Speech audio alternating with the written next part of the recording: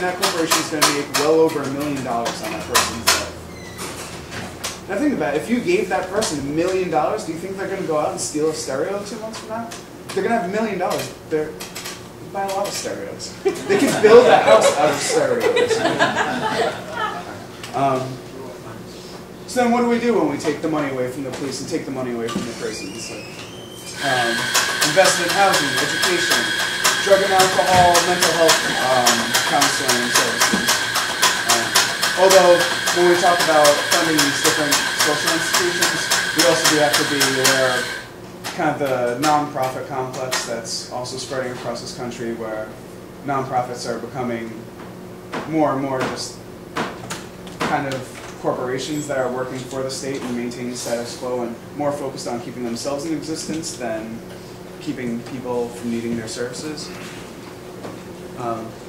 We're not going to, because we're kind of running low on time, I'm not going to get into the examples of some of the different community alternatives to the police, but over at our amazing table over there where Christian's sitting, we've got a bunch of booklets of a project we did. And you'd like to talk a little bit more about that in a second.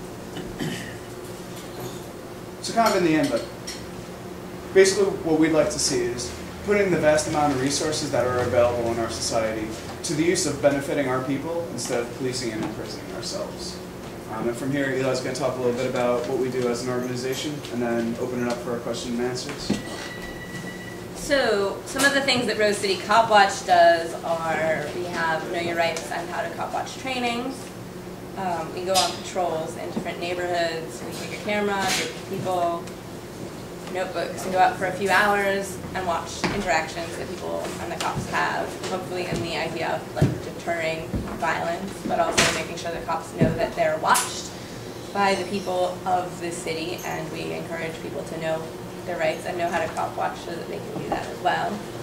We built that All to Cops booklet, and hopefully we'll be building on it in the future. It's got really good concrete examples of things people have done around the world and around the U.S. and in history to build alternatives to the police.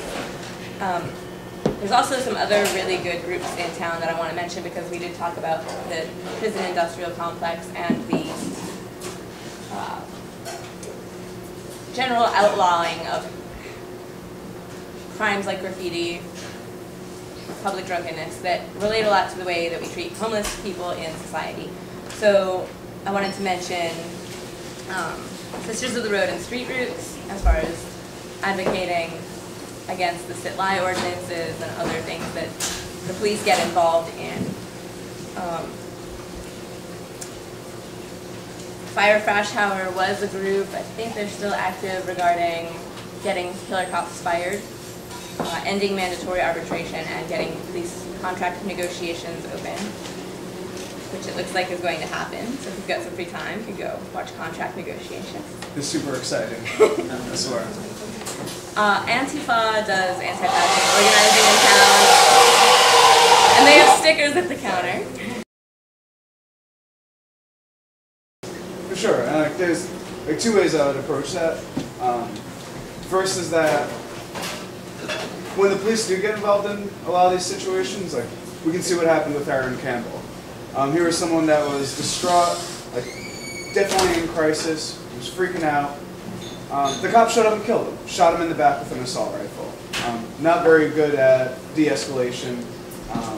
When they show up for domestic violence disputes, a lot of times they either arrest both people, they don't do anything and make the situation worse, or they scream at people, make both people feel unsafe. Cops like Frashhour, a few years before he killed Aaron Campbell, completely coated this woman in mace, tackled her into the bathroom, spent a whole can of mace on her. So they're not very good at that part of their job.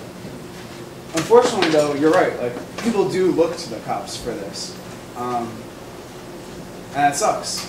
Part of that, in my personal opinion, is that as a society we need to stop, pardon the pun, but we need to stop copping out. And we need to take more initiative, right? Like, we talk about how, like, oh, we want our community, our community, our community. Well, that means being part of our community. And if we're going to be in a situation where there's a violent altercation in our own home and we're not going to get involved, like, that's not how we build a larger community. That's not how we bring things forward on a grander social scale. It means that we actually have to start taking some responsibility for ourselves and for the people around us. I think there's a lot of reasons why we don't. People feel disconnected from each other. They certainly feel disconnected from a larger society. I don't really know how to go about like changing that, especially on like the bigger scale. But for people who don't want to rely on these institutions, that's something that we need to start doing on our own, is finding groups of people that we can work with on our own account, so that when there's a fight across the street at our neighbor's house, we can confidently interject ourselves and figure out a way to de-escalate that fight before the cops show up and kill our neighbors or kill us for being across the street. I was just going to say that it's also, as a side note, there's been a lot of domestic abuse by police officers is a big issue, and we had a really big incident in the last year where a cop went into a bar and shot his ex-wife and two of her friends. And so not only are they not good at doing their job in that way, but they're not good at not being the perpetrators of that violence.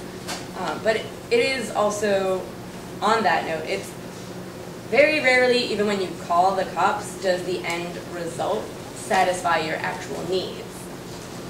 You might be able to call them when you feel scared about a situation, but you won't get the results that you really want.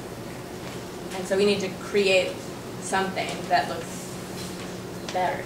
And I think the Alt Cops booklet can put people in the frame of mind to start thinking about what that looks like. And just one last point on that too is, so like say there's a couple, and person A beats the shit out of person B in the house.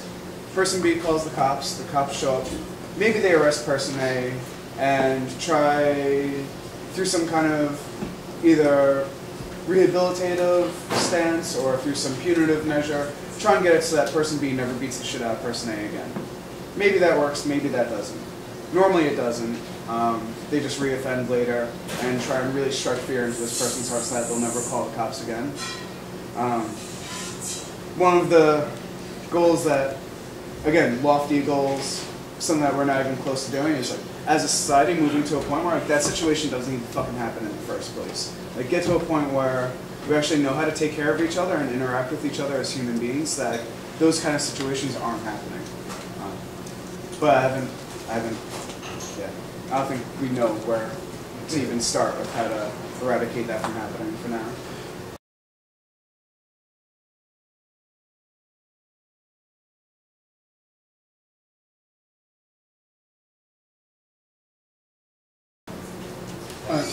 Other than starting some kind of like public campaigns to put a lot of pressure on the, I mean not even necessarily on the police, but putting public pressure on the people that fund the police and make their policies to start taking away some of the weapons. I mean, because like straight up, like why do the cops have AR-15s? Like why do they have sonic cannons? Like, what rationale can they actually use to say that those weapons are needed? And of course, like the response is going to be like, oh, well, the criminals have guns, so they need guns too, right? And we can point to other societies currently where the police aren't armed, except for like armed response teams. But that also tends to correlate to the countries that have really strict gun laws, and the majority of citizens don't have that availability. So that's a hard angle to push. But I think we could feasibly really start that conversation. And it comes across as not being a very wingnutty thing. There's one thing to say, like, abolish the police. Like, a lot of people in society are going to roll their eyes and be like, oh, you're nuts. But take away assault rifles, like, that's a pretty reasonable request, I think.